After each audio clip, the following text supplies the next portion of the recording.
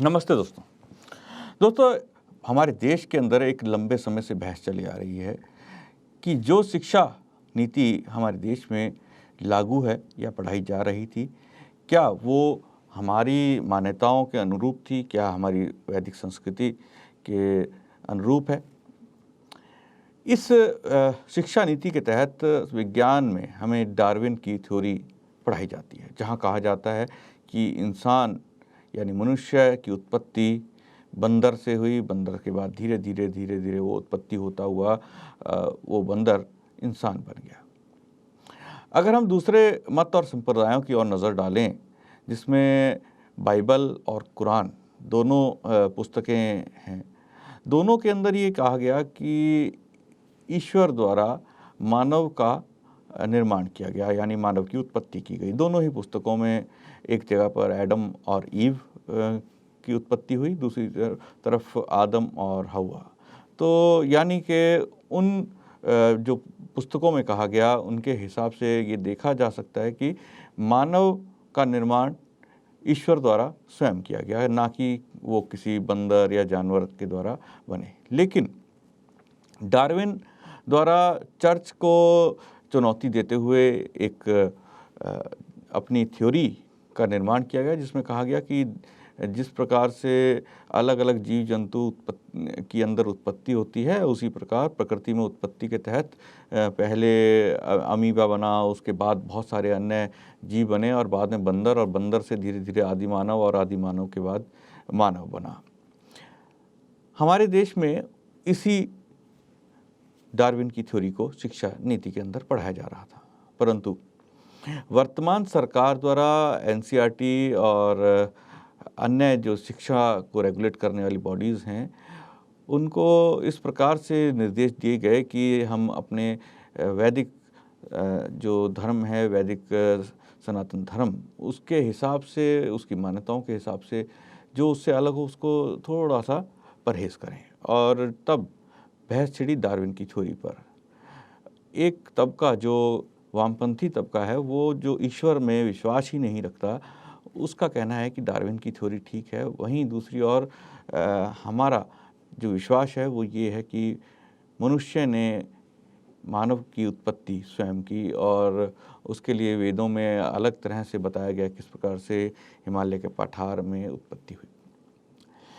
इस चीज़ को लेकर सदा ही बहस चली आई है। आज हम इसी पर चर्चा करेंगे। अभी हाल ही में एक पत्रिका द वायर द्वारा भी इस विषय पर एक लेख लिखा गया, जिसमें स्वामी दयानंद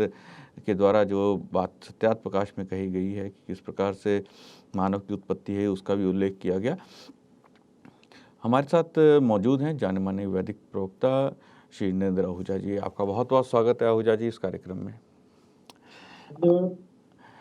आहूजा जी, सबसे पहले तो आपसे जानना चाहेंगे कि ये जो डार्विन की थ्योरी थी, इसके पीछे क्या वास्तव में चर्च को चुनौती देना ही था, या ये एक वामपंथी विचारधारा थी जो ईश्वर में विश्वास न रखकर अपनी ही एक थ्योरी गढ़ने का प्रयास कर रहे थे, और धीरे धीरे उसे विज्ञान मानने का प्रयास किया गया, लेकिन क्योंकि अभी भी विज्ञान ने पूरी तरह से पुष्टि नहीं की है कि ये थ्योरी बिल्कुल ठीक है। इसके ऊपर आपसे जानना चाहेंगे डार्विन की थ्योरी के बारे में। पहले तो जी, डार्विन की थ्योरी के बारे में मैं एक बात बिल्कुल स्पष्ट कर दूं कि वैदिक मान्यताओं के अनुसार जो भी विज्ञान है, वैज्ञानिक जो भी नए अनुसंधान करते हैं, वैज्ञानिक जो भी नई थ्योरी लाते हैं, नए प्रयोग करते हुए नए अन्वेषण राष्ट्र को, विश्व को देते हैं, उन सभी का आधार केवल और केवल ब्रह्म ज्ञान अर्थात ईश्वरीय ज्ञान होता है। वेद में मंत्र आता है सूत्र से सूत्रम, अर्थात ब्रह्म ज्ञान समस्त विज्ञान का ज्ञान है। जैसा आर्य समाज के प्रथम नियम में भी आया कि वेद सब सत्य विद्याओं का पुस्तक है, अर्थात जो भी सत्य ज्ञान है वह अंततः वेद से ही निकला हुआ या वेद पर आधारित होना चाहिए, तभी वह सत्य है, अन्यथा वह सत्य की श्रेणी में ना होकर के झूठ या असत्य की श्रेणी में आता है। डार्विन की थ्योरी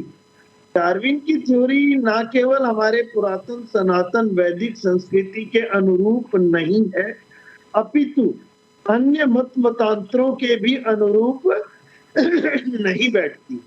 और चूंकि वह किसी भी मत मतांतर या हमारे पुरातन सनातन वैदिक संस्कृति के अनुरूप ना होने के कारण वामपंथियों में जो ईश्वर के अस्तित्व को स्वीकार ही नहीं करते, तो ऐसी थ्योरी उन वामपंथियों में जो अब विश्व के पटल पर लगभग हाशिए पर धकेल दिए गए हैं या केवल अपने अस्तित्व के लिए संघर्ष करते प्रतीत हो रहे हैं, तो ऐसे वामपंथियों द्वारा मानी जाने वाली प्रायोजित इस थ्योरी को, जिसे हम डार्विन का सिद्धांत कहते हैं, मानने का कोई औचित्य नहीं है, जिसमें उसने कहा कि मनुष्य की उत्पत्ति धीरे धीरे विकास होते हुए बंदर से हुई, न कि मनुष्य सीधा मनुष्य के रूप में उस परम पिता परमेश्वर की न्याय तुला पर तुलते हुए उत्पन्न हुआ। यदि हम ऐसा कहते हैं तो निश्चित रूप से हम एक गलती कर रहे हैं। कैसे? सिद्धांत को मैं प्रतिपादित करते हुए पुष्ट करने का प्रयास करता हूं जी, वर्तमान के एक उदाहरण से। कोई भी हम डायरेक्टिव देते हैं, कोई भी डायरेक्शन देते हैं कानून के अंतर्गत, यदि वह किसी रूल्स पर आधारित है तो तय रूप से वह डायरेक्टिव ठीक होगा, क्योंकि उसका इनेबलिंग प्रोविजन रूल में है। यदि कोई रूल हम बनाते हैं तो उसका रेगुलेशन हम बनाते हैं तो उसका इनेबलिंग प्रोविजन रूल्स में होना चाहिए। रूल्स का इनेबलिंग प्रोविजन लॉ में यानी कानून में होना चाहिए, और कानून का इनेबलिंग प्रोविजन कॉन्स्टिट्यूशन में होना चाहिए। और यदि ऐसा नहीं है तो हम निश्चित रूप से उस डायरेक्टिव को, उस रेगुलेशन को, उस रूल को, या इससे भी आगे एक कदम बढ़कर के कहें तो उस लॉ को हम वॉइड एब इनिशियो कहते हैं, क्योंकि उसका कोई भी इनेबलिंग प्रोविजन यानी कि उसकी जड़ें, यानी कि उसका डिराइव जहां से किया गया, वो उससे ऊपर के कानून में नहीं है। डायरेक्टिव का रूल में नहीं है, रेगुलेशन में नहीं है, रेगुलेशन का रूल में नहीं है, रूल का लॉ में नहीं है, और लॉ का कॉन्स्टिट्यूशन में नहीं है, तो वह वॉइड एब इनिशियो यानी कि पैदा होते ही मृत या इनफोर्सिएबल ना होना उसका कहलाता है। ठीक इसी प्रकार से विज्ञान का ये सिद्धांत जो कि डार्विन ने एक थ्योरी के रूप में दिया कि मनुष्य का निर्माण बंदर से विकसित होते हुए हुआ, क्योंकि इसका कोई आधार हमारी पुरातन सनातन वैदिक संस्कृति में वेद ज्ञान जो कि ईश्वरीय ज्ञान है, जो अपौरुषेय ग्रंथ है, जो सब सत्य विद्याओं का पुस्तक है, जो समस्त विज्ञान का ज्ञान अर्थात ब्रह्म ज्ञान है, उसमें ना होने के कारण सीधे सीधे शब्दों में मैं कह सकता हूं कि डार्विन की ये थ्योरी वॉइड अब इनिशियो है, अर्थात डार्विन की इस थ्योरी का कोई आधार सत्य ज्ञान में, वैदिक ज्ञान में, ईश्वरीय वाणी में, अपौरुषेय ग्रंथ में, उस महान आचार संहिता में न होने के कारण माने जाने के योग्य नहीं है। जी बिल्कुल, आपने सही कहा कि माने जाने की योग्य नहीं है, क्योंकि विज्ञान में हमने बहुत सारी चीज़ें, ऐसी थ्योरीज़ देखी हैं जो एक लंबे समय तक चलती रहीं, और उसके बाद उनमें विज्ञान का कहना है कि विज्ञान की कसौटी पर वो थ्योरीज़ नहीं उतरी, और वो थ्योरीज़ पर अब भी रिसर्च चल रही है और विज्ञान ने उन चीज़ों को पलट दिया। छोटा सा एक उदाहरण है कि पहले हमारे सौर मंडल के अंदर ग्रहों की संख्या कुछ अलग थी, प्लूटो को एक ग्रह माना जाता था, लेकिन अब प्लूटो को उस संख्या में से हटा दिया गया। तो विज्ञान हमेशा बदलता रहता है, लेकिन लॉ जो है, जो जिसे कह लीजिए न्यूटन का लॉ की एक चीज़ अगर ऊपर से फेंकी जाएगी तो वो नीचे ही आएगी, और वो कभी नहीं बदलता। गुरुत्वाकर्षण का जो लॉ दिया गया, वो लॉ हमेशा पूरी धरती पर एक ही तरह से लागू होता है। तो ये जो थ्योरीज़ हैं, थ्योरीज़ के ऊपर हम चर्चा कर रहे हैं। आहूजा जी, थ्योरीज़ को लेकर पिछले दिनों वायर द्वारा एक लेख छापा गया, शायद आपने भी पढ़ा होगा। उस लेख के अंदर ये कहा गया कि अलग-अलग समुदाय के लोगों का कहना है कि जिसमें ख़ास तौर पे हिंदुओं की बात की गई कि हिंदू लोग जो हैं अधिकतर मानते हैं कि उनके धर्म और इस थ्योरी के अंदर समानता है, जबकि वास्तविकता कुछ और है। और ईसाई और मुस्लिम लोगों को कहा गया कि वो लोग कम मानते हैं। हमने भी एक ऐसा सर्वे किया था और पहले भी ऐसी स्टोरी की थी जहाँ पर अधिकतर हिंदुओं का मानना था कि हाँ, इंसान से जो है वो इंसान की उत्पत्ति बंदर से हुई है। और मुस्लिम और ईसाइयों का कहना था कि नहीं, ईश्वर अल्लाह ने या गॉड ने जो है उनको डायरेक्ट बनाया है। तो आखिर आज हिंदू सनातन धर्म को मानने वाले जो आम हिंदू जिसे बोलते हैं, वो कन्फ्यूज़्ड क्यों हैं? उनको क्यों लगता है कि नहीं,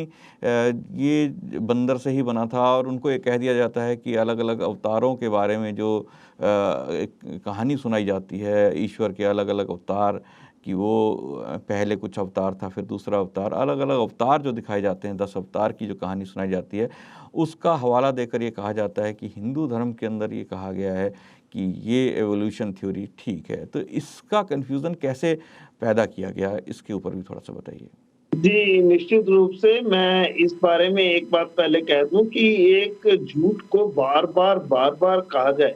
और बार-बार उस झूठ को प्रचारित और प्रसारित किया जाए, तो सुनने वाले या पढ़ने वाले लोगों को लगने लगता है कि यही सत्य है। और जब धीरे-धीरे किसी एक झूठ को हम सत्य के रूप में स्वीकार कर लेते हैं,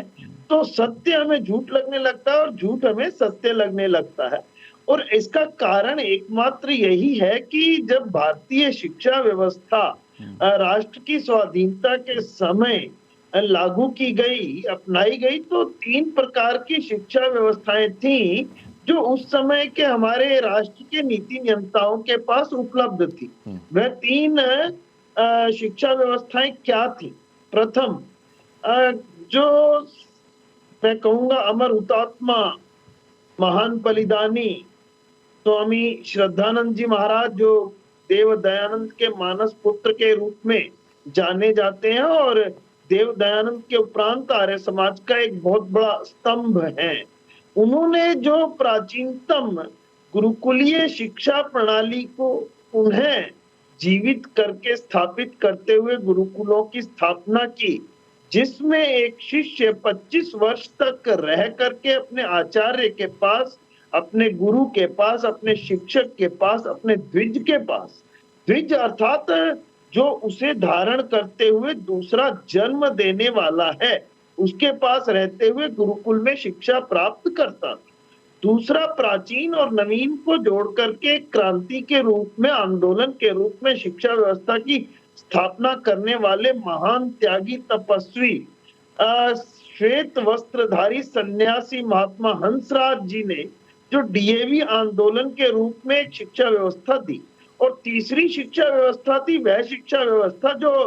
ब्रिटिश पार्लियामेंट में, ब्रिटिश संसद में लॉर्ड मैकॉले ने एक उद्घोष करके मेरे राष्ट्र को दी थी कि ये देश चाहे आजाद हो जाए, लेकिन एक ऐसी शिक्षा व्यवस्था मैं देने जा रहा हूं कि ये इस देश को सदा सर्वदा के लिए गुलाम बना करके रखेगी। वह थी मैकाले की शिक्षा व्यवस्था। लेकिन ना जाने क्या मजबूरियां रही होंगी या क्या उस समय भी मेरे राष्ट्र के उन नीति नियंताओं की मानसिक गुलामी का ये परिचायक रही होगी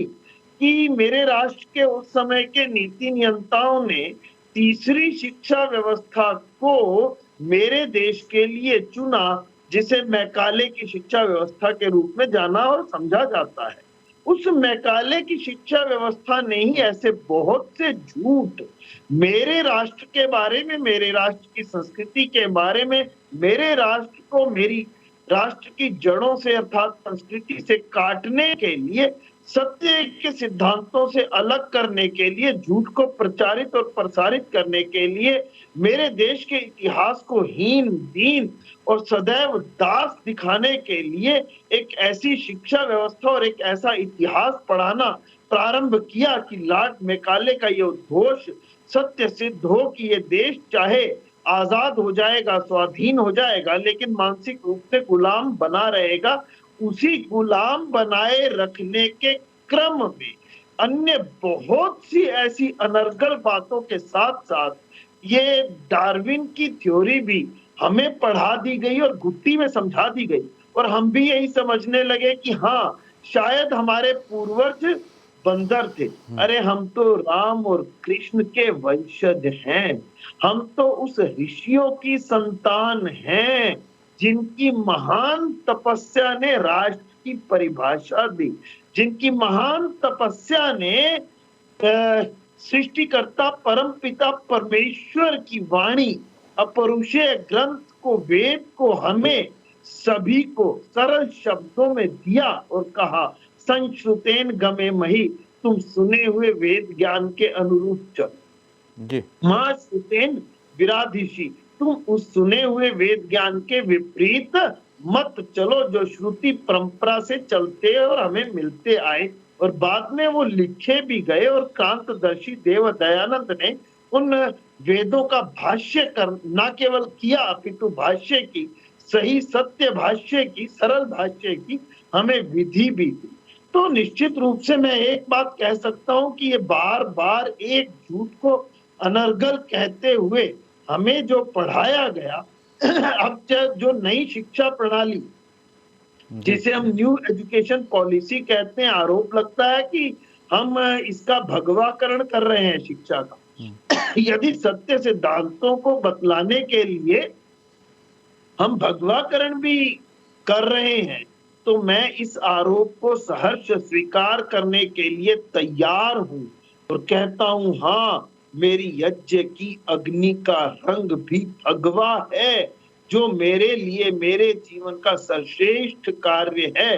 तो मैं अपनी इस शिक्षा नीति का, यदि नई शिक्षा नीति को भगवाकरण का आरोप भी दिया जाता है तो भी